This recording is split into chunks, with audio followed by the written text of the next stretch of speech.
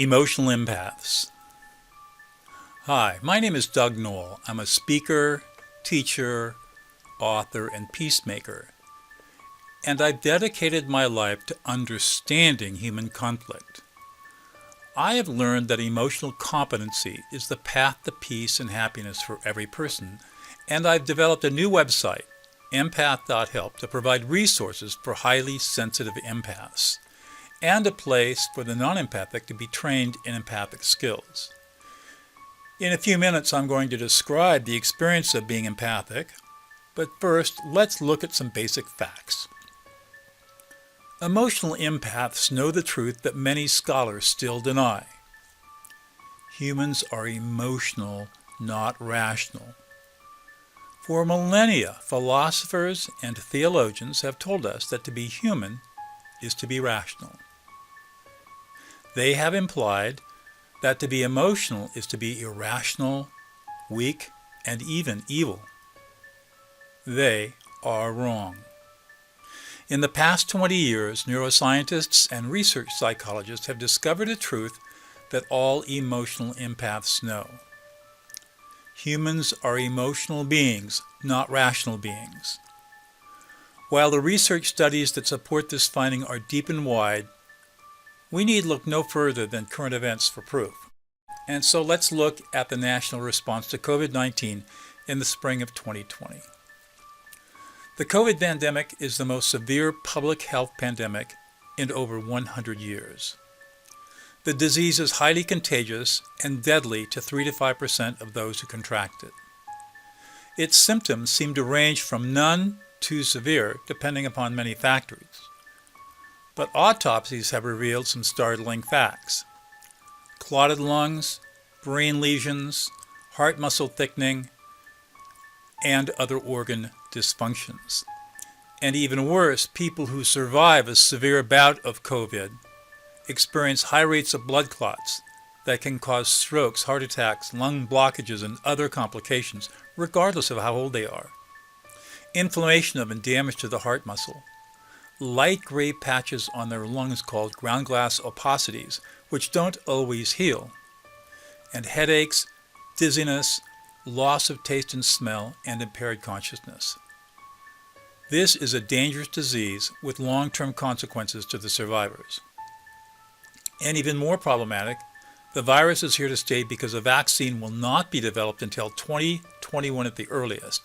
And even when an effective vaccine is discovered, the manufacturing capacity sufficient to make even 100 million doses a year will not exist. This is one of those factoids the media doesn't talk about.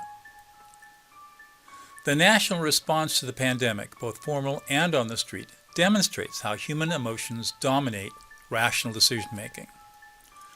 The Trump administration ignored the pandemic until New York faced an unprecedented crisis. Then the president announced that the disease was nothing and was under control. Of course, that was a dream and an emotional response. However, the state governments decided to take action and ordered shelter in.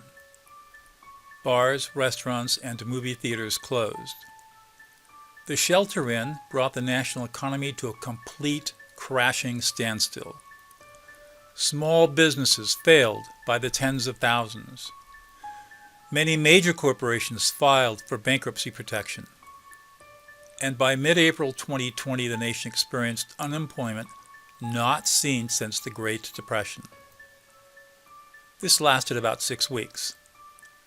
Under pressure to open up the economy, states lifted the shelter-in restrictions, and predictably, people moved out of shelter-in and ignored the warnings. Who will ever forget the photos of people partying over Memorial Day weekend 2020 at a Houston water bar? And just as predictably, the pandemic worsened into an even greater spread and deeper health crisis. The president, in a display of emotionality, refused to wear a mask, had his campaign team plan and execute a rally in Tulsa, and ignored the crisis. In the meantime, the disease spread to the southern and western states that had resisted public health advice. The innate anti-authority attitude, all based on emotions, led to hospital overloads. The corpses overwhelmed the capacity to bury them. Now, there is no logic, no rational thinking, and no deliberation in this behavior. It is a classic example of how human emotionality dominates human rationality.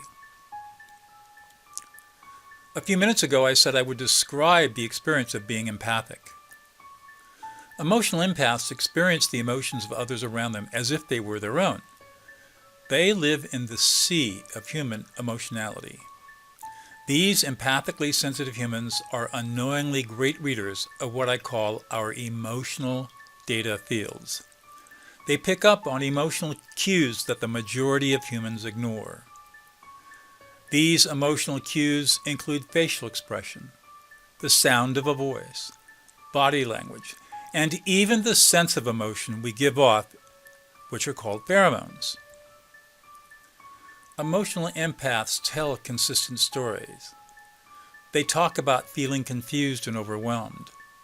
They cannot tolerate crowds. They are giving healing people, but are extremely sensitive and vulnerable to abuse. Sadly, emotionally shut down people abuse emotional empaths. Empaths are told they are drama queens, they are too sensitive, that they should get over it, that they should keep a stiff upper lip, and many other invalidating statements. And the paradox is that the unconscious abusers have themselves been emotionally abused. They were taught that emotions were bad, and their essential humanity was denied by their parents and grandparents, who in turn had been emotionally abused by their parents and grandparents. This generational conditioning has created tremendous unhappiness. So now, when the emotionally shut down see an emotional person, they become anxious. And to soothe their anxiety, they blame and shame.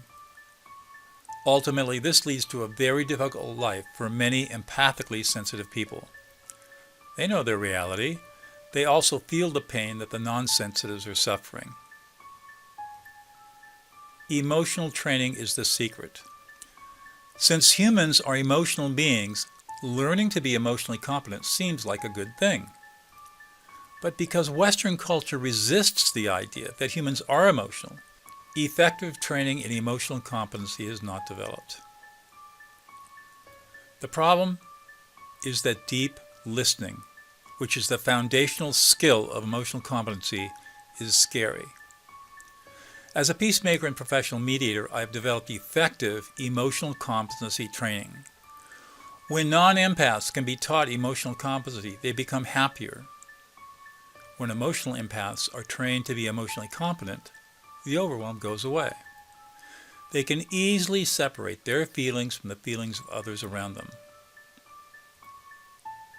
So, if this is interesting, leave your comments and questions below and I'll respond to them. And if you like this video, give it a thumbs up and subscribe to the channel. In my next video, I will talk about emotional types. And if you're interested in learning more and want to join our tribe, visit empath.help.